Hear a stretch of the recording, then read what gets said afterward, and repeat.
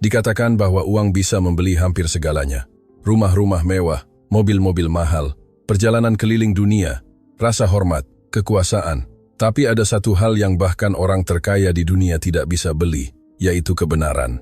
Dan terkadang kebenaran itu muncul di tempat yang paling tidak terduga, seperti yang dialami Andrian Salvatierra, seorang miliarder muda yang memiliki segalanya, kecuali satu hal yang tidak pernah ia pahami, hati manusia. Sore itu, Andrian membuat keputusan yang tampak sederhana. Ia hanya ingin mengunjungi rumah sederhana salah satu pegawainya, seorang wanita pendiam, pekerja keras, selalu tepat waktu, selalu menghormati. Tapi apa yang ia temukan di sana membuatnya benar-benar terpaku, karena di balik pintu kayu tua itu ada kenyataan yang tak pernah ia bayangkan, kenyataan yang akan menghancurkan sesuatu di dalam dirinya, sesuatu yang uang tak pernah sentuh. Dan ketika akhirnya ia memahami kebenaran, miliarder muda itu menangis seperti anak kecil. Tapi sebelum melanjutkan cerita ini, izinkan saya bertanya sesuatu. Jika seseorang yang bekerja untuk Anda sedang mengalami kesulitan, apakah Anda akan mencoba membantunya atau hanya akan memalingkan muka? Tulis di kolom komentar. Saya ingin tahu apa yang Anda pikirkan.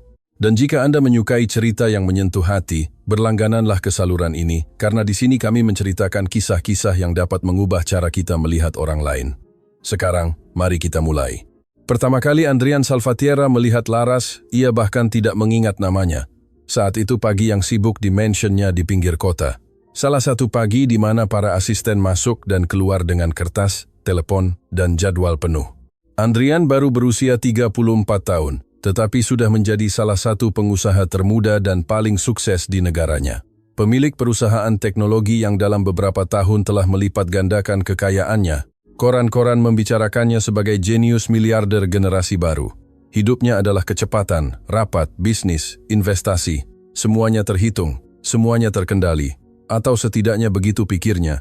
Pagi itu, saat ia menuruni tangga marmer mansionnya, ia melihat seorang wanita muda sedang membersihkan meja dekat dapur. Rambut gelapnya diikat ekor kuda sederhana. Ia mengenakan seragam biru muda dengan celemek putih. Posturnya rapi, hampir tidak terlihat. Laras baru bekerja 2 minggu di rumah itu. Ia direkomendasikan oleh agen rumah tangga yang mengelola staf di sana.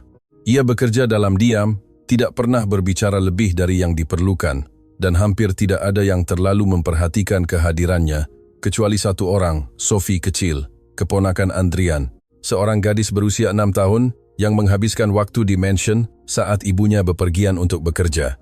Sophie memiliki kepekaan khusus untuk memperhatikan apa yang diabaikan orang dewasa, dan sejak hari pertama, ia merasakan sesuatu yang berbeda pada Laras, kesedihan yang tersembunyi di balik senyumnya. Tapi Andrian tidak melihat hal-hal itu. Baginya, orang dibagi menjadi 2 kelompok, mereka yang setingkat dengannya, dan mereka yang bekerja untuknya. Tidak lebih dari itu. Sampai sore itu, semuanya dimulai dengan sesuatu yang sangat kecil, sesuatu yang hampir tidak disadari. Saat Andrian memeriksa dokumen di kantornya, asisten pribadinya mengetuk pintu. "Tuan Salvatierra," katanya dengan nada tidak nyaman. "Ada sesuatu yang harus saya laporkan?" Andrian mengangkat pandangan dari laporan keuangan yang sedang ia baca. "Ada apa?" Asisten itu ragu sejenak. "Ini tentang Laras, pegawai baru di rumah." Andrian sedikit mengernyit. "Ada apa dengannya?" "Hari ini dia minta pulang lebih awal dan mengatakan harus segera kembali ke rumah." Andrian menutup dokumen itu dengan tenang. "Kalau begitu, biarkan dia pergi." "Apa masalahnya?" Asisten itu menarik napas dalam-dalam. "Masalahnya, nona kecil Sophie bersikeras untuk ikut dengannya." Andrian segera mengangkat pandangan. "Sophie?" "Ya, Tuan." Miliarder itu perlahan bangkit dari kursinya. "Siapa yang mengizinkan itu?" "Tidak ada, Tuan." "Tapi nona kecil sangat bersikeras, dan Laras berjanji akan membawanya kembali dalam 1 jam." Keheningan memenuhi ruangan. Andrian berjalan ke jendela, menatap taman mansion yang luas. Matanya mengeras. "Di mana wanita itu tinggal?" Asisten itu menelan ludah. "Di Kampung Harapan Jaya." Andrian tertawa kecil tak percaya. Kampung Harapan Jaya, salah satu kampung paling sederhana di kota. Jalanan tanah, rumah-rumah kecil, daerah-daerah di mana Andrian tidak pernah menginjakkan kaki. Miliarder itu mengenakan jasnya dengan tenang. "Siapkan mobil. Anda akan pergi ke sana, Tuan?" Andrian mengambil kunci jam tangannya dan melihat jam. "Ya." Suaranya tenang, tetapi ada sesuatu yang berubah di matanya. Ia tidak suka kehilangan kendali. apalagi jika menyangkut keluarganya. 30 menit kemudian mobil hitam elegan Andrian melaju perlahan di jalan-jalan sempit Kampung Harapan Jaya. Rumah-rumah kecil, dinding-dinding usang, kabel listrik menjuntai dari satu tiang ke tiang lain. Itu adalah dunia yang sama sekali berbeda dari yang ia kenal. Ketika akhirnya mobil berhenti di depan sebuah rumah bata kecil tanpa cat, Andrian merasakan sesuatu yang aneh, sesuatu yang tidak bisa ia jelaskan. Pintu rumah itu sedikit terbuka, dan dari dalam terdengar suara-suara, suara Sophie dan suara Laras. Tapi apa yang Andrian dengar setelahnya membuat jantungnya berhenti sejenak, karena gadis kecil itu mengatakan sesuatu yang tak pernah ia duga akan dengar, sesuatu yang akan mengubah segalanya. Dan ketika Andrian akhirnya mendorong pintu, apa yang ia lihat di dalam rumah sederhana itu benar-benar menghancurkan dunia yang ia kira ia pahami.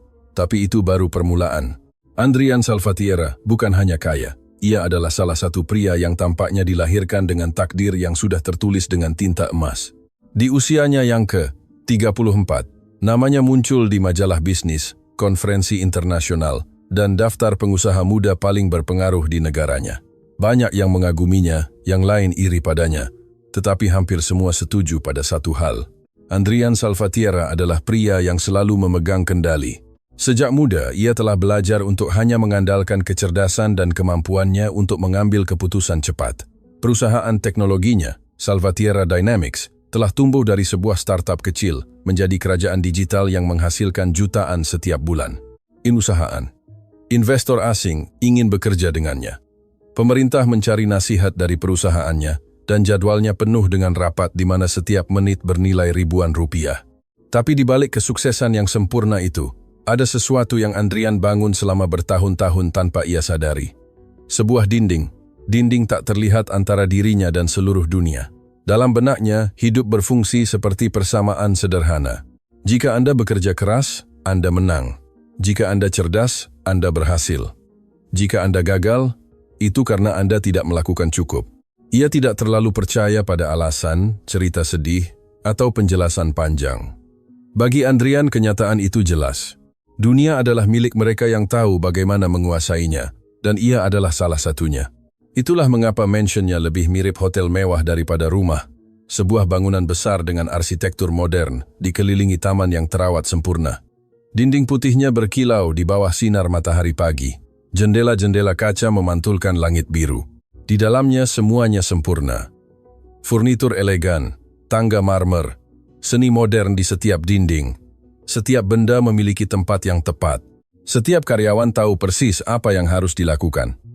Ada tukang kebun, juru masak, sopir, staf kebersihan, semuanya berfungsi seperti mesin yang tersinkronisasi sempurna. Dan Andrian adalah pusat mesin itu. Ia tidak pernah meninggikan suara, tidak pernah perlu melakukannya. Kehadirannya saja sudah menimbulkan rasa hormat. Ketika ia berjalan melewati lorong-lorong rumah, para karyawan sedikit menunduk, bukan karena takut, tetapi karena campuran rasa hormat dan jarak. Ia adalah pria yang sopan, benar, tetapi dingin, seolah ia telah belajar untuk selalu menjaga emosinya tetap terkendali. Sore itu, saat mobil hitam melaju perlahan di jalan-jalan Kampung Harapan Jaya, Andrian mengamati segalanya melalui jendela dengan ekspresi yang sulit dibaca. Jalan-jalan sempit, trotoar tidak rata. Anak-anak bermain sepak bola dengan bola tua di tengah jalan. Seekor anjing tidur di dekat trotoar yang rusak. Beberapa wanita berbincang di depan rumah mereka. Itu adalah dunia yang sama sekali berbeda dari yang ia kenal. Dan meskipun Andrian tidak mengatakannya dengan lantang, sesuatu di dalam dirinya menilai semua itu. Baginya, tempat-tempat itu mewakili sesuatu yang sangat sederhana. Kegagalan. Orang-orang yang belum berhasil. Orang-orang yang telah menerima kehidupan kecil. Sopirnya melihat melalui kaca spion. "Tuan, kita sudah dekat." Andrian hanya mengangguk. Matanya terus menyapu lingkungan. Rumah-rumah bata tanpa cat, atap-atap seng, dinding-dinding dengan cat yang pudar. Ia tidak mengerti bagaimana seseorang bisa hidup di sana. Laras baru beberapa minggu bekerja di rumahnya, dan selama waktu itu ia adalah karyawan yang pendiam, efisien. Ia tidak pernah mengeluh, tidak pernah meminta apapun. Tapi Andrian tidak pernah terlalu memikirkannya. Baginya, ia hanyalah bagian dari staf, satu nama lagi di daftar.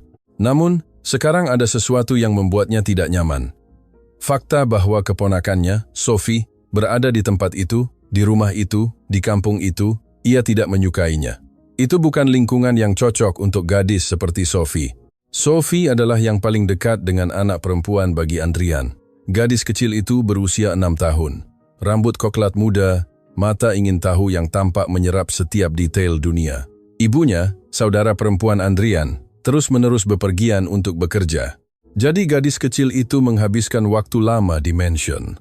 Dan meskipun Andrian bukan pria yang sangat penyayang, ia memiliki kasih sayang yang mendalam padanya. Ia adalah salah satu dari sedikit orang yang berhasil membuatnya tersenyum tulus. Tapi bahkan dengan Sophie, Andrian menjaga jarak emosional tertentu. Ia tidak tahu bagaimana menjadi dekat. Ia belum belajar mengungkapkan hal-hal semacam itu. Jadi cara ia menunjukkan kasih sayang itu sederhana. Ia memberinya segalanya. Pendidikan terbaik, mainan terbaik, perjalanan terbaik. Dalam benaknya, itu sudah cukup. Tapi Sophie tidak berpikir begitu. Gadis kecil itu sering menghabiskan banyak waktu di dapur berbicara dengan para karyawan, mendengarkan cerita, mengajukan pertanyaan. Bagi Andrian kadang-kadang terasa aneh. Mengapa ia lebih suka menghabiskan waktu dengan staf rumah daripada bermain dengan semua mainan yang ia miliki? Tapi ia tidak pernah terlalu memperhatikannya sampai Laras muncul. Karyawan muda itu memiliki sesuatu yang berbeda. Sophie telah menyadarinya sejak hari pertama. Laras memiliki cara bicara yang lembut, kesabaran yang tak terbatas. Ketika gadis kecil itu mengajukan pertanyaan, ia selalu menjawab dengan senyuman. Kadang-kadang mereka bahkan berbicara selama beberapa menit saat Laras menyelesaikan tugas-tugasnya. Tapi Andrian tidak pernah memperhatikan interaksi kecil itu. Baginya itu adalah detail yang tidak penting. Sampai sekarang, mobil akhirnya berhenti di depan sebuah rumah bata kecil. Tidak ada cat, gerbangnya hanya pagar besi sederhana. Sebuah sepeda tua bersandar di dinding. Andrian menatap rumah itu dengan ekspresi berpikir. Itu bahkan lebih sederhana dari yang ia bayangkan. Sopirnya mematikan mesin. Di sini, Tuan. Andrian keluar dari mobil perlahan. Udara berbau tanah lembab dan asap kayu bakar. Beberapa orang di kampung itu diam-diam melihat mobil hitam yang elegan. Tidak biasa melihat mobil seperti itu di tempat itu. Andrian berjalan menuju pintu rumah. Jas gelapnya kontras dengan kesederhanaan lingkungan. Ia tampak seperti sosok yang benar-benar tidak pada tempatnya. Saat ia mendekat, ia mendengar sesuatu dari dalam. Sebuah suara Sophie. Gadis kecil itu berbicara, tapi tidak terdengar seperti saat ia berbicara di mansion. Ada sesuatu yang berbeda dalam nada suaranya, sesuatu yang lebih serius, lebih dalam. Andrian berhenti sejenak di depan pintu yang sedikit terbuka, dan kemudian ia mendengar dengan jelas apa yang Sophie katakan. Laras, kenapa kamu tidak memberitahu paman saya bahwa kamu sedang mengalami semua ini? Ada keheningan di dalam rumah, keheningan yang berat. Dan kemudian suara Laras menjawab dengan kelembutan yang menyedihkan. Karena ada hal-hal yang orang kaya tidak akan pernah mengerti. Kata-kata itu melayang di udara. Andrian merasakan sesuatu yang aneh di dadanya, campuran kejutan, dan sesuatu yang mirip dengan harga diri yang terluka, karena tidak ada yang berbicara kepadanya seperti itu. Tidak ada yang berani menyiratkan bahwa ia tidak mengerti sesuatu. Tapi yang paling membuatnya bingung adalah pertanyaan Sophie berikutnya. Bagaimana jika dia bisa mengerti? Keheningan kembali memenuhi rumah kecil itu. Andrian menarik napas dalam-dalam. Untuk pertama kalinya dalam waktu yang lama, ia tidak sepenuhnya yakin bahwa ia benar, dan ia belum tahu bahwa apa yang akan ia lihat di dalam rumah itu perlahan-lahan akan mulai meruntuhkan dunia yang telah ia bangun sepanjang hidupnya. Andrian berdiri beberapa detik di depan pintu yang sedikit terbuka. Ia tidak terbiasa diam. Dalam dunianya, keputusan diambil dengan cepat. Situasi diselesaikan dengan otoritas. Tetapi kata-kata yang baru saja ia dengar terus beresonansi di kepalanya. Karena ada hal-hal yang orang kaya tidak akan pernah mengerti. Itu adalah kalimat sederhana, tetapi dalam benak Andrian, itu terdengar hampir seperti tuduhan. Tuduhan diam-diam, harga dirinya segera menegang. Sepanjang hidupnya ia telah membuktikan sebaliknya. Ia telah membangun kekayaannya dari nol. Ia telah bekerja siang dan malam. Ia telah mempertaruhkan segalanya. Tidak ada yang bisa mengatakan bahwa ia tidak memahami usaha. Namun, sesuatu dalam nada Laras tidak terdengar arogan. Itu bukan kritik agresif, melainkan kesedihan yang pasrah. Dan itu lebih membingungkannya daripada hinaan apapun. Andrian mendorong pintu perlahan. Kayunya berderit pelan. Di dalam rumah kecil itu, pemandangannya sangat berbeda dari yang ia kenal. Ruangnya kecil, dindingnya usang dimakan waktu. Sebuah meja kayu menempati bagian tengah ruang makan. Di sudut ada kompor besi tua, di mana sebuah panci kecil mendidih perlahan. Cahaya masuk melalui jendela kecil, menerangi interior dengan nada hangat dan sederhana. Laras berdiri di meja. Seragam biru mudanya kontras dengan kesederhanaan tempat itu. Sophie duduk di kursi dengan tangan bersandar di meja, memperhatikan wanita muda itu dengan saksama. Keduanya berbalik saat mendengar pintu. Dan ketika Laras melihat siapa yang ada di sana, wajahnya benar-benar pucat. Tuan Salvatierra. Suaranya keluar hampir seperti bisikan. Sophie segera berdiri. Paman Andrian. Ia berlari ke arahnya dengan senyum polos. Tapi Andrian hampir tidak bereaksi. Matanya tertuju pada Laras, dan untuk pertama kalinya ia benar-benar menatapnya. Bukan sebagai karyawan, bukan sebagai seseorang yang membersihkan rumahnya, tetapi sebagai seorang pribadi. Pandangannya cepat menyapu tempat kecil itu. Meja usang, kursi-kursi yang berbeda satu sama lain. Seolah-olah telah dikumpulkan seiring waktu. Sebuah rak kecil dengan piring-piring sederhana, dan kemudian ia melihat sesuatu yang lain. Di sudut ruangan ada tempat tidur kecil darurat, tempat tidur yang terlalu kecil untuk orang dewasa, dan di atasnya ada selimut anak-anak. Kerutan di dahi Andrian. Sophie, katanya dengan suara tegas, kemari. Gadis kecil itu berjalan ke arahnya. Paman, kami sedang berbicara dengan Laras. Andrian mengangkat tangan dengan lembut. Sekarang bukan waktunya. Matanya kembali ke Laras. Wanita muda itu sedikit menunduk. Ia tahu persis apa yang sedang terjadi. Ia tahu bahwa ini tidak akan berakhir baik. Bisa kau jelaskan? Kata Andrian dengan ketenangan tegang. Mengapa keponakan saya ada di sini? Laras menarik napas dalam-dalam. Tuan, dia bersikeras ikut dengan saya. Dan kamu pikir itu ide bagus untuk membawanya ke tempat ini? Tidak ada teriakan dalam suaranya, tetapi setiap kata penuh dengan otoritas. Laras ragu. Saya tidak ingin membawanya, Tuan, tapi dia bilang, dia ingin melihat rumah saya dan kamu setuju. Kalimat itu jatuh seperti hukuman. Laras terdiam. Sophie menatap pemandangan itu dengan bingung. Paman Andrian, saya yang ingin datang, tapi Andrian tidak mendengarkannya. Matanya kembali menyapu rumah itu, dan sesuatu dalam ekspresinya menjadi lebih keras. Kamu tinggal di sini? Laras mengangguk perlahan. Ya, Tuan. Miliarder itu menghela napas kecil. Itu bukan desahan iba, melainkan desahan ketidaksetujuan. Laras, apakah kamu sadar akan risiko membawa anak ke tempat seperti ini?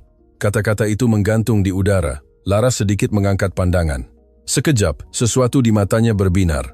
Bukan kemarahan, itu sesuatu yang lebih dalam, campuran harga diri dan kesedihan. Ini rumah saya, Tuan. Andrian menyilangkan tangan. Itu tidak mengubah fakta bahwa keponakan saya tidak seharusnya ada di sini. Sophie maju sedikit. Tapi Paman, kami baik-baik saja di sini. Sophie, nada Andrian tegas. Gadis kecil itu segera terdiam. Miliarder itu kembali menatap Laras.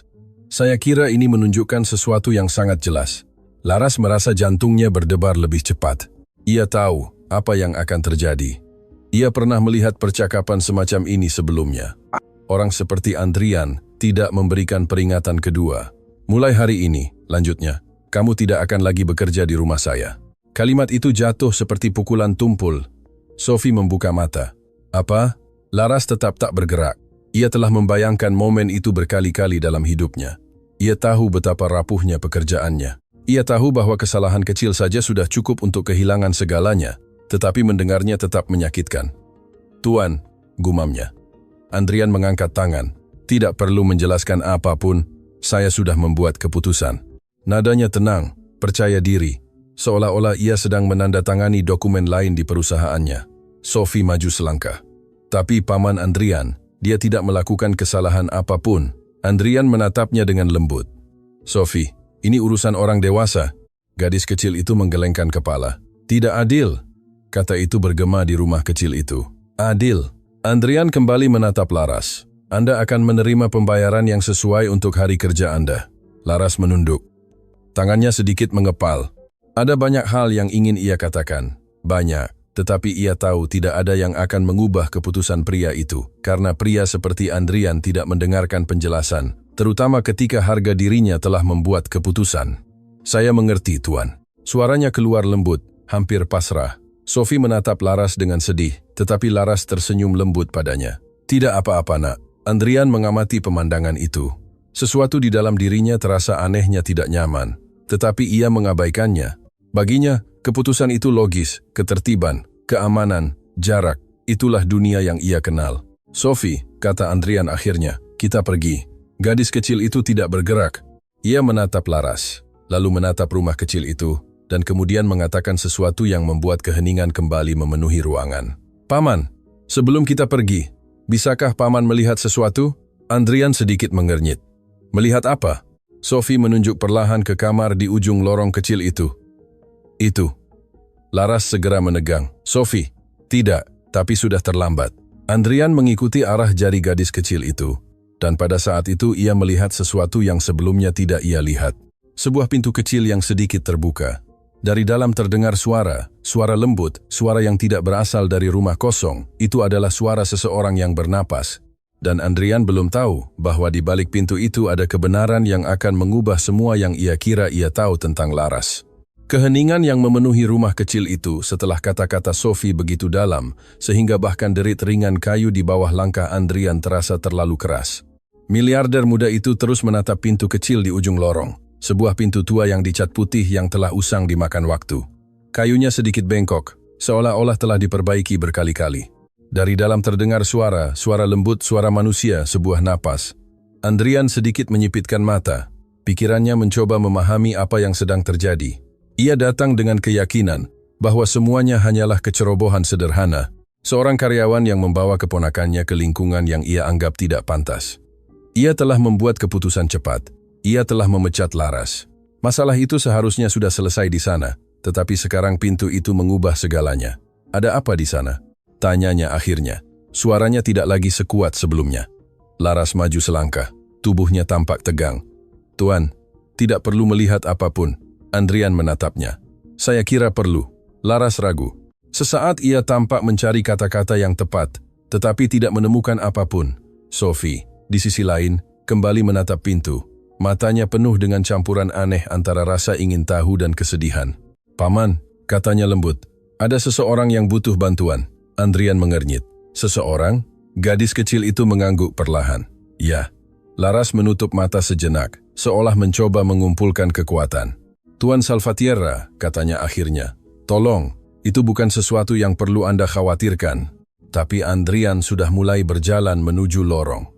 Ia bukan pria yang mundur dari sesuatu yang tidak dikenal, terutama ketika ia merasa ada sesuatu yang tersembunyi. Setiap langkah yang ia ambil, tampaknya meningkatkan ketegangan di rumah kecil itu. Sophie mengikutinya dengan hati-hati. Laras tetap tidak bergerak beberapa detik, lalu ia juga maju. Lorong itu sempit. Dindingnya dihiasi beberapa foto sederhana, foto keluarga. Di salah satunya terlihat Laras, yang lebih muda memeluk seorang anak laki-laki kecil. Di yang lain terlihat seorang wanita tua duduk di kursi di depan rumah. Andrian hampir tidak memperhatikannya. Pandangannya tertuju pada pintu. Ketika ia sampai di depannya, ia berhenti. Suara yang berasal dari dalam sekarang lebih jelas. Napas pelan, tidak teratur. Andrian mengangkat tangan ke arah kenop pintu. Laras berbicara di belakangnya. Suaranya hampir seperti bisikan. "Tolong." Andrian sedikit memutar kepalanya. "Tolong apa?" Laras menelan ludah. "Jangan bangunkan dia." Kata-kata itu membuat Andrian bingung. "Membangunkan siapa?" Sebelum Laras bisa menjawab, Sophie berkata, "Satria." Andrian menatap gadis kecil itu. "Satria?" Sophie mengangguk. "Itu adiknya." Laras menutup mata sejenak. Ia tidak ingin ini terjadi. Tidak seperti ini. Tidak di depan Andrian, tapi sudah terlambat. Andrian memutar kenop pintu perlahan. Pintu terbuka dengan derit ringan. Kamar itu kecil, jauh lebih kecil dari ruangan manapun di mansion. Ada tempat tidur sederhana di dinding, meja kecil dengan obat-obatan, kursi kayu, dan di tempat tidur ada seorang anak laki-laki. Seorang anak laki-laki berusia sekitar 10 tahun. Tubuhnya sangat kurus, terlalu kurus untuk usianya. Kulitnya pucat, dan napasnya pelan. Berat, seolah setiap napas membutuhkan usaha. Andrian benar-benar tak bergerak. Ia tidak mengharapkan itu. Anak laki-laki itu memejamkan mata. Sebuah tabung oksigen kecil terletak di dekat hidungnya. Kamar itu dipenuhi keheningan yang lembut. Keheningan semacam itu yang ada ketika seseorang sakit. Laras perlahan masuk ke kamar. Pandangannya melembut saat melihat anak laki-laki itu. "Satria," bisiknya. Anak itu tidak bangun. Andrian mengamati semuanya dalam diam. Matanya menyapu botol-botol obat, kotak-kotak terbuka di atas meja, sebuah buku catatan kecil penuh dengan catatan, dan kemudian ia melihat sesuatu yang lain. Di dinding, tepat di atas tempat tidur, ada gambar-gambar, banyak gambar yang dibuat dengan pensil warna. Di salah satunya terlihat sebuah rumah besar, sebuah rumah yang tampak seperti mansion. Di depan rumah ada 3 sosok, seorang pria tinggi, seorang wanita, dan seorang gadis kecil.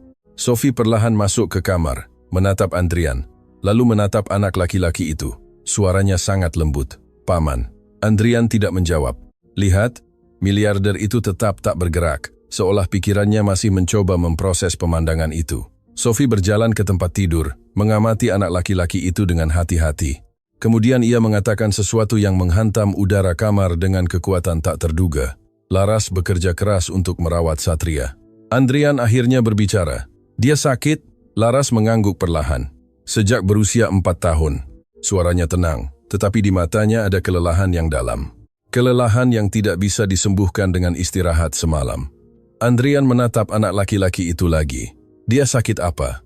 Laras ragu. "Penyakit paru-paru kronis." Keheningan kembali memenuhi kamar. Sophie menatap anak laki-laki itu dengan sedih.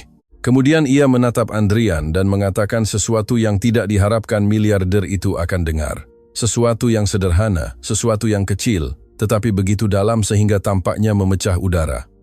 "Paman." Andrian akhirnya menoleh padanya. Mata gadis kecil itu berbinar. Jika Laras kehilangan pekerjaannya, siapa yang akan membeli obat-obatan? Satria. Kata-kata itu menggantung dalam keheningan. Andrian tidak menjawab.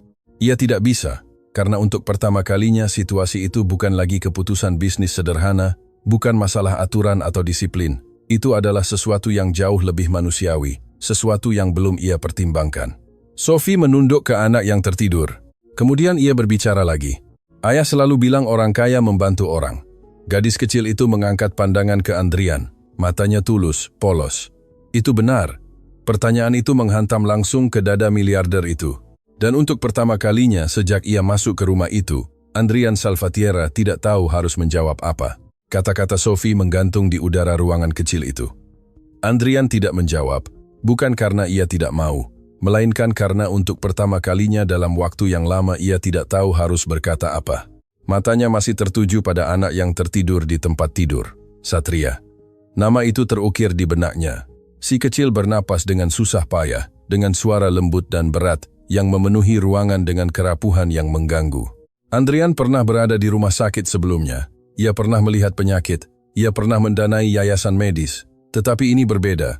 Ini bukan statistik, bukan donasi di gala amal. Ini adalah anak sungguhan, di tempat tidur sungguhan. Di rumah di mana setiap benda tampaknya menceritakan kisah perjuangan yang sunyi. Laras berdiri di samping tempat tidur. Jari-jarinya dengan lembut membelai selimut yang menutupi adiknya. Gerakannya begitu alami sehingga ia tampak melakukannya ribuan kali sehari dan mungkin memang begitu. Andrian mengamati meja kecil di samping tempat tidur. Ada beberapa botol obat. Beberapa hampir kosong. Yang lain memiliki label medis yang ditempel dengan slow tip. Tetapi ada sesuatu yang lain menarik perhatiannya. Sebuah buku catatan kecil terbuka. Halaman-halamannya penuh dengan catatan yang ditulis dengan tulisan tangan rapi. Andrian mendekat perlahan. Laras menatapnya. Ia tidak mengatakan apa-apa. Ia tampak terlalu lelah untuk mencegahnya melihat. Miliarder itu mengambil buku catatan itu dengan hati-hati. Halaman-halamannya penuh dengan angka, tanggal, dosis, jadwal, biaya. Di salah satu halaman tertulis jelas. Obat inhaler Rp50.000, antibiotik Rp120.000, konsultasi dokter Rp60.000. Andrian membalik halaman. Ada lebih banyak catatan, lebih banyak hitungan, lebih banyak tanggal. Itu adalah catatan terperinci, seolah-olah setiap sen harus dihitung dengan presisi mutlak. Kemudian, ia melihat sesuatu yang lain. Di halaman terakhir ada daftar yang ditulis dengan pensil, pembayaran sewa, obat-obatan, Satria, makanan, listrik, dan di samping setiap kata ada angka kecil, angka yang tampak berjuang untuk tetap berada dalam anggaran yang tidak mungkin. Andrian perlahan menutup buku catatan itu. Sesaat ia merasakan sesuatu yang tidak nyaman, sesuatu yang tidak ia sukai, rasa bersalah. Tetapi pikirannya bereaksi cepat. Harga diri adalah baju zirah yang telah ia bangun selama bertahun-tahun. "Laras," kata Andrian akhirnya, "mengapa kamu tidak menyebutkan semua ini?" Wanita muda itu menatapnya. Matanya tenang, terlalu tenang. Karena itu bukan masalah Anda, Tuan. Andrian sedikit mengernyit. Kamu bekerja di rumah saya. Jika kamu mengalami situasi sulit, kamu bisa mengatakannya. Laras menggelengkan kepala dengan lembut. Orang seperti Anda sudah punya cukup banyak masalah. Kalimat itu tidak agresif, tetapi memiliki bobot yang sunyi. Andrian tidak menjawab. Sophie perlahan berjalan di sekitar ruangan. Matanya mengamati gambar-gambar yang ditempel di dinding. Ada banyak. Sebagian besar dibuat dengan pensil warna usang. Salah satunya menarik perhatiannya. Paman Andrian, lihat ini. Gadis kecil itu menunjuk sebuah gambar. Andrian mendekat. Itu adalah gambar anak-anak. Itu menunjukkan sebuah rumah besar, sangat besar, dengan taman yang luas. Di depan rumah ada 3 sosok. Seorang pria, seorang wanita, dan seorang gadis kecil. Pria itu digambar mengenakan jas. Gadis kecil itu tampak tertawa, dan di sudut kertas ada sebuah kalimat yang ditulis dengan tulisan tangan anak-anak, rumah tempat Laras bekerja. Andrian menatap gambar itu dalam diam. Satria yang membuatnya, jelas Sophie. Laras menunduk. Dia suka membayangkan sesuatu. Sophie mengamati gambar itu dengan lebih saksama. Ini aku, tunjuk Sophie pada sosok kecil itu. Kemudian ia menatap sosok pria itu. Dan itu paman, kan? Andrian sedikit mengangkat alisnya. Aku? Sophie mengangguk. Satria bertanya padaku bagaimana paman. Aku bilang paman sangat tinggi dan selalu memakai jas. Miliarder itu kembali menatap gambar itu. Aneh rasanya melihat dirinya terwakili di dunia, seorang anak yang bahkan tidak ia kenal. Seorang anak yang mungkin hanya mendengar tentangnya dalam percakapan yang jauh. Laras berjalan ke jendela. Ia tampak tidak nyaman. Satria banyak berbicara tentang mansion, katanya pelan. Sophie menceritakan kepadanya bagaimana itu. Andrian terus mengamati gambar-gambar itu. Ada yang lain. Di sana rumah besar itu memiliki kolam renang. Di yang lain taman dengan bunga-bunga besar. Di semua gambar itu muncul gadis kecil yang sama, Sophie. Dan selalu di sudut gambar, ada seorang anak laki-laki melihat dari jauh. Andrian menyadari sesuatu. Di tidak ada satupun gambar Satria berada di dalam rumah. Ia selalu di luar mengamati seolah-olah dunia itu adalah sesuatu yang hanya bisa ia lihat dari kejauhan. Sophie juga menyadarinya. Mengapa Satria tidak pernah masuk ke rumah? Laras terdiam sejenak, lalu menjawab lembut, karena dia tahu itu hanya mimpi. Andrian merasakan sesuatu yang aneh di dadanya, beban yang tidak tahu bagaimana menjelaskannya, tetapi kemudian sesuatu yang lain menarik perhatiannya. Di meja di samping tempat tidur ada sebuah amplop putih. Andrian mengambilnya. Laras langsung menegang. Tuan, itu pribadi.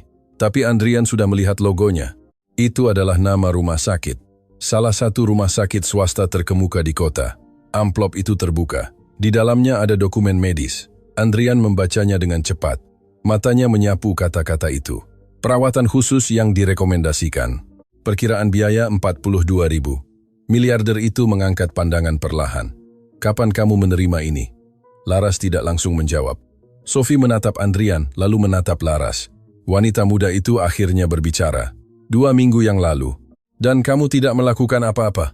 Laras tersenyum kecil yang sedih. Apa yang bisa saya lakukan, Tuan? Keheningan kembali memenuhi ruangan. Andrian melihat dokumen itu lagi. 42 juta ribu. Baginya jumlah itu tidak signifikan. Angka yang ia habiskan tanpa berpikir untuk satu makan malam bisnis saja. Tapi untuk rumah itu adalah gunung yang tidak mungkin didaki. Sophie mengamati pamannya. Gadis kecil itu tampak berusaha memahami apa yang ia pikirkan. Dan kemudian ia mengajukan pertanyaan lain, pertanyaan kecil, tetapi begitu lugas, sehingga tidak ada seorang pun di ruangan itu yang bisa mengabaikannya. Paman Andrian, jika paman bisa membantu Satria, mengapa paman tidak melakukannya? Miliarder itu tidak menjawab, tetapi pada saat itu, sesuatu di dalam benaknya mulai hancur, sesuatu yang telah bertahun-tahun utuh, keyakinan mutlaknya bahwa ia memahami bagaimana dunia bekerja, dan ia masih belum tahu bahwa apa yang akan ia temukan setelahnya akan memaksanya menghadapi kebenaran yang jauh lebih besar daripada bisnis apapun yang pernah ia tangani dalam hidupnya. Pertanyaan Sophie melayang di udara, seolah-olah menghentikan waktu di dalam ruangan kecil itu. Andrian masih memegang dokumen rumah sakit di tangannya. Kertas itu tampak ringan, tetapi beban yang ia rasakan saat itu sangat besar. 42.000 rupiah. Baginya, itu adalah angka yang hampir tidak tercatat. Itu kurang dari harga salah satu jam tangan yang ia simpan di kantornya, kurang dari yang ia habiskan untuk satu makan malam saja dengan investor asing. Tetapi di rumah itu, Angka itu mewakili sesuatu yang mustahil. Andrian perlahan mengangkat pandangan ke arah Laras. Wanita muda itu berdiri di dekat jendela. Tangannya bersilang di depan tubuhnya. Tidak ada kemarahan dalam ekspresinya, bahkan tidak ada rasa dendam. Hanya ada sesuatu yang jauh lebih sunyi, kelelahan. Kelelahan yang mendalam. Kelelahan semacam itu, yang menumpuk selama bertahun-tahun perjuangan tanpa henti. "Mengapa kamu tidak mencari bantuan?" tanya Andrian akhirnya. Laras menatapnya. Sesaat ia tampak mempertimbangkan pertanyaan itu dengan hati-hati. Kemudian ia menjawab dengan ketenangan yang membingungkan, "Miliarder itu. Karena bantuan tidak selalu datang saat dibutuhkan." Andrian sedikit mengernyit. "Perawatan itu bisa menyelamatkannya." Laras menunduk ke adiknya. Satria masih tertidur. Napasnya yang pelan memenuhi ruangan dengan suara rapuh yang tampaknya mengingatkan semua orang akan keseriusan situasi. "Dokter bilang dia bisa sembuh total," kata Laras. "Tapi mereka juga bilang itu tidak pasti." Andrian melihat dokumen itu lagi. "Lalu, apakah itu sepadan?" Laras tersenyum kecil. Senyum sedih. "Bagi sebagian orang ya, bagi yang lain itu bukan pilihan." Kata-kata itu kembali meninggalkan keheningan yang canggung. Sophie menatap kedua orang dewasa itu dengan saksama. Gadis kecil itu bisa merasakan bahwa sesuatu yang penting sedang terjadi, sesuatu yang lebih dari sekadar percakapan biasa. Andrian perlahan berjalan menuju meja kecil. Matanya kembali menyapu botol-botol obat, kotak-kotak terbuka, buku catatan dengan hitungan. Kemudian ia melihat sesuatu yang lain. Sebuah amplop kecil berwarna coklat. Itu dilipat dengan hati-hati. Andrian mengambilnya. Laras langsung bereaksi. "Tuan, itu tidak perlu." Tetapi Andrian sudah membukanya. Di dalamnya ada beberapa kwitansi. Kwitansi dari apotek, konsultasi dokter, pemeriksaan, tanggal, pembayaran. Beberapa ditandai dengan kata tertunda. Andrian memeriksanya satu persatu, dan saat ia melakukannya, ekspresinya mulai berubah. Ada sesuatu di kertas-kertas itu yang tidak sesuai. Sesuatu yang segera diperhatikan oleh pikirannya, yang terbiasa menganalisis angka dan detail, yaitu tanggalnya. Andrian mengangkat pandangan. "Laras, pembayaran ini." Ia tetap diam. "Kamu sudah membayar obat-obatan ini selama bertahun-tahun." Laras mengangguk perlahan. "Yah." Andrian membalik halaman lain. "Tapi gaji kamu di rumah saya tidak cukup untuk menutupi semua ini." Laras kembali terdiam, dan kemudian Sophie berbicara. "Laras punya 2 pekerjaan." Andrian menatap gadis kecil itu. "2?" Sophie mengangguk. "Pagi ia bekerja di rumah paman dan malam ia membersihkan klinik." Andrian kembali menatap Laras. Wanita muda itu tidak tampak bangga akan hal itu, tetapi juga tidak tampak malu. Itu hanyalah kenyataannya. "Berapa jam kamu bekerja sehari?" tanya Andrian. Laras berpikir sejenak. "Tergantung harinya. Sebutkan angka." Laras menghela napas lembut. "Antara 14 sampai 16 jam." Sophie membuka mata dengan terkejut. "Sebanyak itu?" Laras tersenyum lembut pada gadis kecil itu. Ada hari-hari di mana Satria membutuhkan lebih banyak obat. Keheningan kembali memenuhi ruangan. Andrian merasakan sesuatu yang tidak ia duga akan rasakan. Rasa malu, karena pada saat yang sama, ia teringat sesuatu 2 minggu yang lalu. Suatu hari di kantornya, ia berdebat dengan administratornya tentang pengeluaran staf rumah tangga. "Kita harus mengoptimalkan biaya," kata Andrian. "Tapi timnya sudah kecil," jawab administrator. "Kalau begitu kurangi jam lembur. Tidak perlu membayar lebih dari yang seharusnya." Saat itu adalah keputusan logis, keputusan bisnis. Tetapi sekarang di ruangan kecil itu, konsekuensi dari logika itu tampak berbeda. "Laras," kata Andrian perlahan. "Sejak kapan Satria sakit?" Laras menatap adiknya. Ekspresinya berubah, menjadi lebih lembut, lebih rentan. "Sejak ia berusia 4 tahun. Dan orang tuamu?" Laras menunduk. "Mereka meninggal 5 tahun yang lalu. Kecelakaan." Andrian tidak mengharapkan jawaban itu. "Jadi, kamu?" Laras mengangguk. "Saya merawatnya sejak saat itu." Miliarder itu terdiam. Sesuatu di dadanya mulai terasa berat, sangat berat. Sophie perlahan berjalan ke tempat tidur, mengamati anak yang tertidur, lalu mengangkat pandangan ke arah Laras. "Satria tahu kamu melakukan semua ini untuknya?" Laras tersenyum lembut. "Tidak." Gadis kecil itu mengernyit. "Kenapa?" Laras menatap si kecil. "Karena anak-anak tidak seharusnya khawatir tentang hal-hal seperti itu." Kata-kata itu begitu sederhana, sehingga Andrian merasakan pukulan sunyi di dadanya.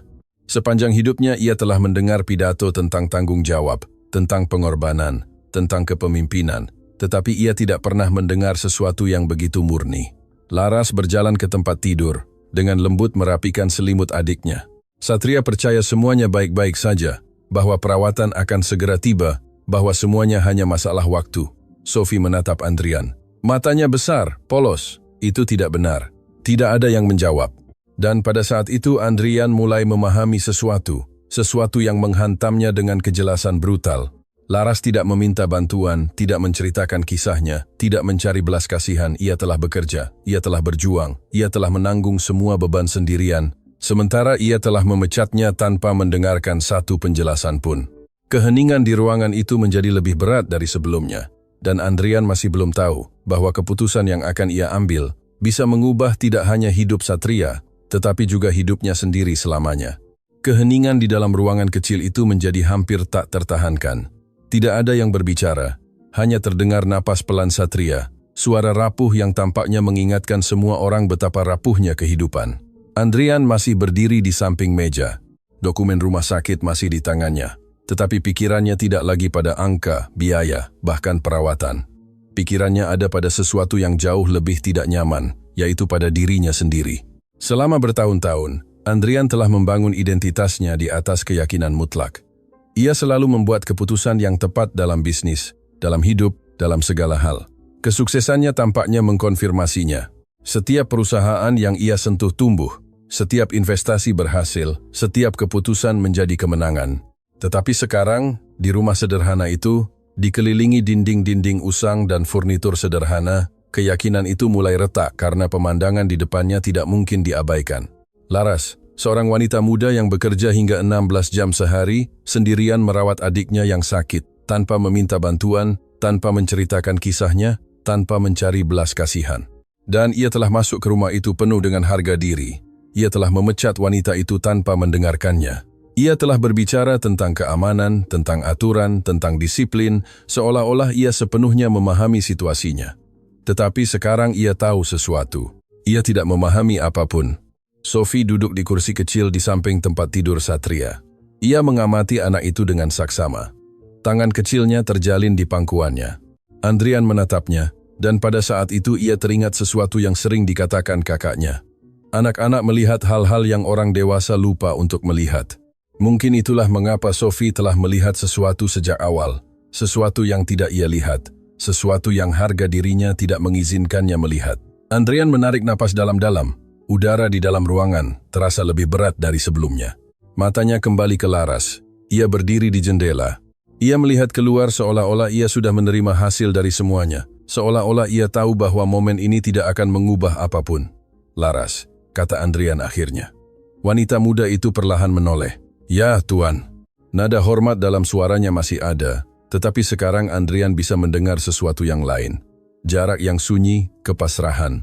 Ia maju selangkah. Saya rasa saya harus mengatakan sesuatu. Laras tidak menjawab, hanya mengamatinya. Andrian bukan pria yang terbiasa meminta maaf. Dalam dunianya, kesalahan diperbaiki dengan keputusan, bukan dengan kata-kata, tetapi sekarang kata-kata tampaknya tidak terhindarkan. Ketika saya masuk ke rumah ini, lanjutnya, saya yakin saya benar. Sophie mengangkat pandangan. Gadis kecil itu mendengarkan dengan saksama.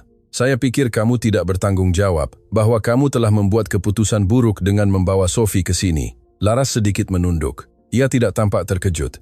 Tapi sekarang saya mengerti sesuatu. Andrian berhenti sejenak. Matanya menyapu ruangan, tempat tidur, obat-obatan, gambar-gambar di dinding. Saya mengerti bahwa kamu tidak pernah berniat menyakiti siapapun. Laras terdiam. Miliarder itu menarik napas dalam-dalam. Kata-kata tidak keluar dengan mudah, dan saya juga mengerti bahwa saya membuat keputusan yang tidak adil. Kalimat itu jatuh dengan lembut di ruangan. Sophie tersenyum kecil, tetapi Laras tidak bereaksi.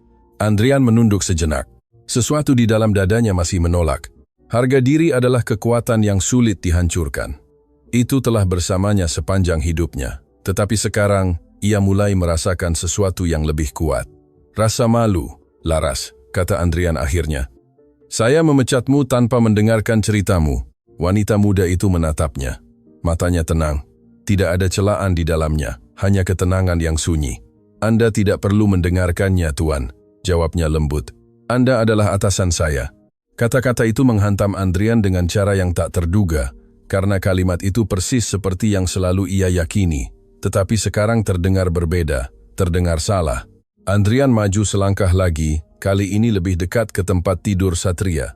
Ia mengamati anak itu. Si kecil masih tertidur, dadanya naik turun perlahan. Berapa lama waktu yang kamu miliki untuk memutuskan perawatan? Tanya Andrian. Laras membutuhkan beberapa detik untuk menjawab. Dokter bilang idealnya dimulai dalam 2 bulan. Andrian mengangguk perlahan. 2 bulan. Sophie menatap pamannya. Gadis kecil itu tampak menunggu sesuatu yang penting. Andrian mengetahuinya, tetapi sebelum berbicara ia melakukan sesuatu yang tidak diharapkan seorang pun di ruangan itu. Ia perlahan berjalan menuju Laras dan kemudian menundukkan kepala. Itu adalah gerakan kecil, hampir tak terlihat. Tetapi bagi seseorang seperti Andrian Salvatierra, itu sangat besar. Maafkan saya. Kata-kata itu sederhana, tetapi tulus. Laras sedikit membuka mata. Ia tidak mengharapkan itu. Andrian mengangkat pandangan lagi. Saya telah membuat kesalahan. Keheningan kembali memenuhi ruangan. Tetapi kali ini keheningan yang berbeda, keheningan yang tampaknya membuka pintu. Sophie bangkit dari kursi. Wajahnya berseri-seri dengan senyum kecil. Paman. Andrian menatap gadis kecil itu. Ya? Sophie berjalan ke arahnya, lalu mengatakan sesuatu yang akhirnya menghancurkan penghalang terakhir di dalam hati miliarder itu. Saya tahu paman akan mengerti. Kata-kata itu sederhana. Tetapi pada saat itu, Andrian merasakan sesuatu yang sudah lama tidak ia rasakan. Emosi yang mendalam, campuran kerendahan hati dan kemanusiaan. Dan untuk pertama kalinya dalam waktu yang lama, miliarder muda itu memahami bahwa kekuatan sejati bukan terletak pada pengambilan keputusan yang cepat, melainkan pada keberanian untuk mengakui ketika seseorang salah. Tetapi masih ada satu keputusan terakhir. Keputusan yang tidak hanya akan mengubah hidup Satria, tetapi juga cara Andrian melihat dunia mulai hari itu. Keheningan yang mengikuti kata-kata Sophie berbeda dari semua keheningan sebelumnya. Itu bukan lagi keheningan yang canggung atau yang penuh ketegangan. Itu adalah keheningan yang tampaknya memberi ruang untuk sesuatu yang baru, sesuatu yang tidak ada di ruangan itu sejak Andrian melangkahkan kaki. Harapan. Andrian kembali menatap Satria. Anak itu masih tertidur. Napasnya rapuh, pelan, seolah setiap gerakan kecil dadanya adalah perjuangan yang sunyi. Miliarder muda itu terus mengamatinya selama beberapa detik. Pada saat itu ia tidak melihat angka, tidak melihat biaya, tidak melihat masalah logistik. Ia melihat sesuatu yang jauh lebih sederhana. Seorang anak yang memiliki seluruh hidup di depannya, seorang anak yang tanpa sadar, berada di pusat keputusan yang akan mengubah banyak hal. Andrian menarik napas dalam-dalam, lalu perlahan berjalan menuju meja kecil tempat obat-obatan berada. Ia mengambil lagi dokumen rumah sakit, mengamatinya beberapa detik, lalu menatap Laras. Wanita muda itu masih berdiri di dekat jendela. Posturnya masih tenang, tetapi di matanya ada campuran kehati-hatian dan rasa ingin tahu, seolah ia tidak ingin terlalu percaya pada apa yang mulai terjadi. Laras, kata Andrian dengan tenang. Ia mengangkat pandangan. Ya, Tuan. Andrian menggelengkan kepala dengan lembut. Andrian. Laras terdiam. Ia tidak terbiasa mendengarnya mengatakan sesuatu seperti itu, tetapi Andrian melanjutkan. Perawatan Satria, katanya sambil sedikit mengangkat dokumen, akan kita lakukan. Laras sedikit mengernyit. Ia tidak mengerti bagaimana. Andrian menatapnya langsung. Saya yang akan membayarnya. Kata-kata itu sederhana, tetapi efeknya langsung. Laras berkedip seolah pikirannya membutuhkan waktu sejenak untuk memproses apa yang baru saja ia dengar. Tuan, saya tidak bisa menerima hal seperti itu. Andrian maju selangkah kecil ke arahnya. Ini bukan hadiah. Laras menatapnya dengan bingung. Lalu, apa itu? Andrian berpikir sejenak, lalu mengatakan sesuatu yang mengejutkan Sophie sekalipun. Ini adalah kesempatan untuk memperbaiki kesalahan. Laras menunduk. Matanya berkaca-kaca, tetapi ia tetap menggelengkan kepala dengan lembut. Itu terlalu banyak uang. Andrian tersenyum kecil. Laras, bagi saya tidak. Keheningan kembali memenuhi ruangan. Sophie perlahan berjalan ke tempat tidur Satria, menatap anak yang tertidur, lalu mengangkat pandangan ke arah pamannya. Paman benar-benar akan membantunya. Andrian menatapnya. Matanya tidak lagi memiliki kekerasan yang ia miliki saat ia datang. Sekarang ada sesuatu yang berbeda, sesuatu yang lebih manusiawi. Ya, Sophie tersenyum, senyum yang sangat lebar. Satria akan sembuh. Laras mengangkat tangan ke wajahnya. Air mata akhirnya mulai menetes. Ia telah bertahun-tahun berjuang sendirian, bertahun-tahun mencoba menyelesaikan segalanya dengan usaha, pengorbanan, dan malam-malam kerja yang tak berujung. Dan sekarang, untuk pertama kalinya dalam waktu yang lama, ia merasa tidak sendirian. Andrian mengamati pemandangan itu. Melihat Laras menangis tidak membuatnya tidak nyaman. Sebaliknya, itu mengingatkannya pada sesuatu yang telah ia lupakan selama bertahun-tahun. Emosi juga merupakan bagian dari kehidupan. Uang bisa membangun perusahaan, bisa membeli properti, bisa membuka pintu, tetapi tidak bisa menggantikan apa artinya bagi seseorang untuk merasa didengar. Andrian perlahan berjalan menuju dinding tempat gambar-gambar Satria berada. Ia mengamati satu gambar secara khusus. Gambar mansion, rumah besar dengan taman, Sophie dan anak yang melihat dari luar. Miliarder itu menunjuk gambar itu. Ketika Satria sembuh, katanya, saya ingin dia datang ke mansion. Laras mengangkat pandangan. Benarkah? Andrian mengangguk. Saya ingin dia melihat taman, kolam renang, semua yang ia bayangkan. Sophie melompat kegirangan. Ya! Laras kembali menangis, tetapi kali ini air matanya berbeda. Itu adalah air mata kelegaan, harapan. Andrian mendekat ke tempat tidur, mengamati Satria kecil sejenak, lalu berbicara pelan. Kita akan membantumu, jagoan. Anak itu tidak bangun, tetapi napasnya tampak sedikit lebih tenang. Sophie memegang tangan pamannya. Paman Andrian. Ia menatapnya. Ya? Hari ini paman belajar sesuatu. Andrian tersenyum kecil. Saya kira begitu. Gadis kecil itu memiringkan kepalanya dengan rasa ingin tahu. Apa? Miliarder itu berpikir beberapa detik sebelum menjawab. Lalu ia menatap Laras, menatap Satria, menatap rumah sederhana itu, dan akhirnya mengatakan sesuatu yang keluar langsung dari hatinya. Saya belajar bahwa nilai sejati seseorang tidak diukur dari apa yang ia miliki, tetapi dari apa yang mampu ia lakukan untuk orang lain. Keheningan kembali memenuhi ruangan. Tetapi sekarang, itu adalah keheningan yang hangat, keheningan yang penuh makna. Karena di tempat kecil itu, seorang miliarder muda telah menemukan sesuatu yang tidak pernah diajarkan oleh universitas manapun, bisnis manapun, dan uang manapun sebelumnya, bahwa kekayaan sejati tidak terletak pada rekening bank, atau di rumah-rumah besar, atau di mobil-mobil mewah. Kekayaan sejati muncul di saat-saat kita memutuskan untuk melihat hati orang lain dan membantu, bukan karena kita berlebih, tetapi karena kita memahami bahwa setiap orang di suatu saat dalam hidup membutuhkan seseorang untuk percaya pada mereka. Dan hari itu, ketika Andrian Salvatierra keluar dari rumah kecil itu, ia tidak hanya mengubah nasib Satria, ia juga mengubah nasibnya sendiri, karena akhirnya ia memahami sesuatu yang banyak orang membutuhkan waktu seumur hidup untuk menemukannya, bahwa kesuksesan terbesar yang bisa dicapai seseorang bukanlah menjadi miliarder, melainkan belajar menjadi manusia.